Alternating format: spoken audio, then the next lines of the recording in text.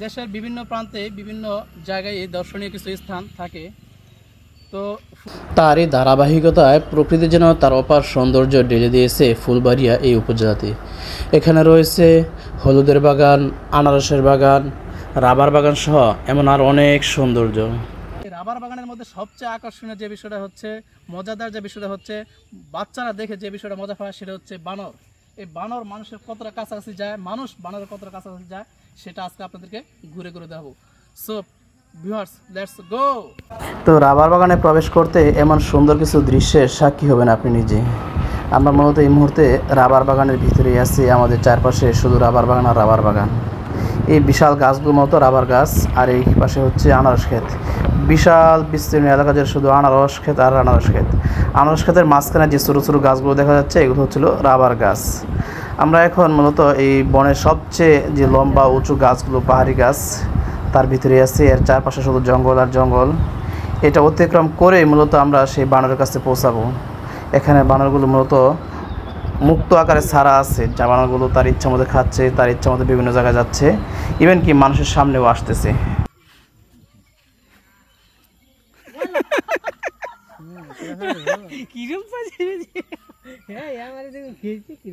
লাড়ি দিলে হ্যাঁ সবটি দৌড় দেয়।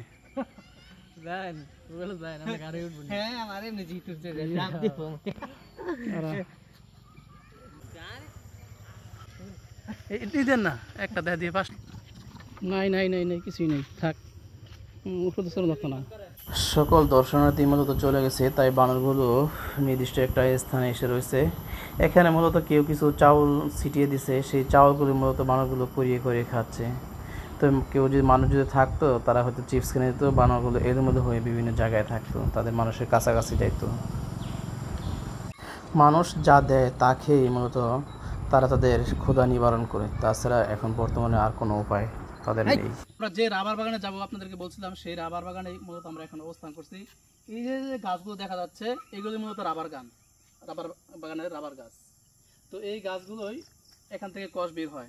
কিভাবে কষ বের হয় সেটা আপনাদেরকে দেখাচ্ছি। দেখেন, এই যে এখানে চেঁচে রাখছিল, অর্থাৎ এই জায়গাগুলো কাটতে এভাবে করে রাখছিল, সারা রাত রেখে দিচ্ছে। এখানে একটা পাতিল রাখছিল, এই ধান কষ সারা রাত মূলত এই কষগুলো পড়ছে, এই কষগুলো সারা রাত পড়ছে।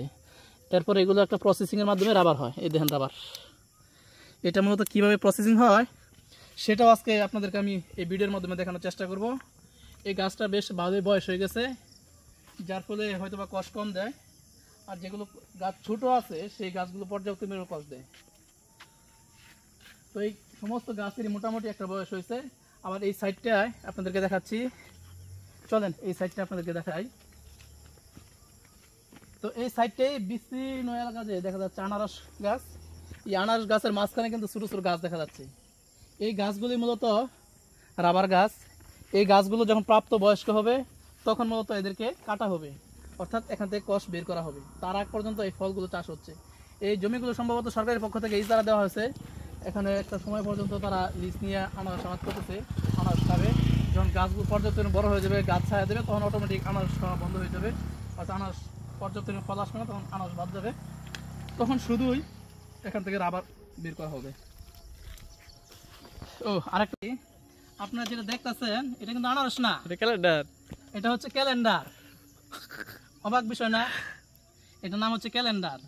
অর্থাৎ যারা চাষ করে এনারা এটাকে বলে ক্যালেন্ডার। ক্যালেন্ডার হচ্ছে জাত, কিন্তু আমরা তো জাত বুঝি না, তো আমরা সরাসরি একে আনারস হিসাবে চিনি। এই সুস্বাদু ফলটাই মূলত সারা দেশে ছড়িয়ে যায়, যা হয় তার বেশিটাই এই মধুপুর বন থেকেই উৎপাদন হয়।